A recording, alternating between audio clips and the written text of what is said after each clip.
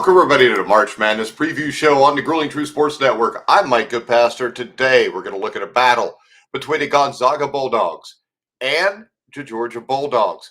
This is a battle of dogs, and this is a great 8-9 matchup. I really think Gonzaga should have been seated higher than number 8, much like I think Louisville should have been.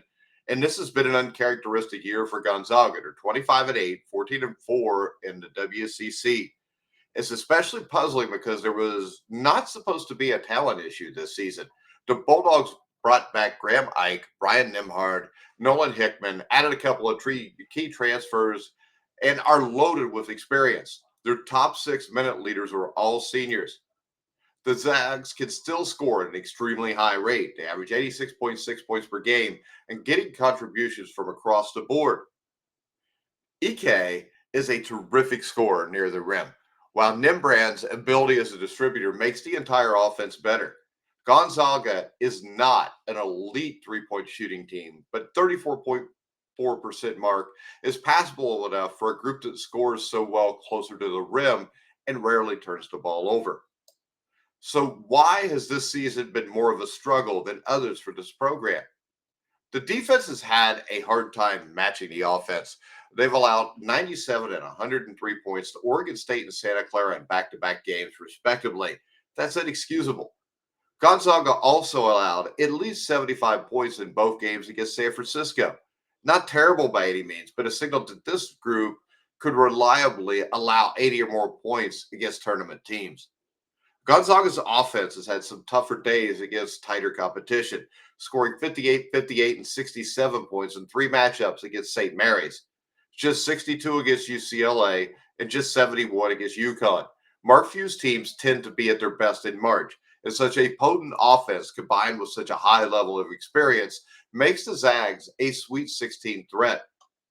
The red flags are there, though, for Gonzaga to potentially struggle early on, and those red flags are all connected to the defense. Now, Georgia bookended the regular season with a strong start and a strong finish.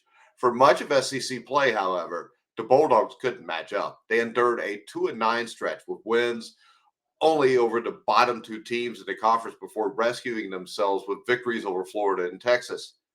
While Georgia recovered late in the season, Mike White's team seemed to be a tier or 2 below much of the SEC. There are some more red flags entering the NCAA tournament, as the Bulldogs' core is very young.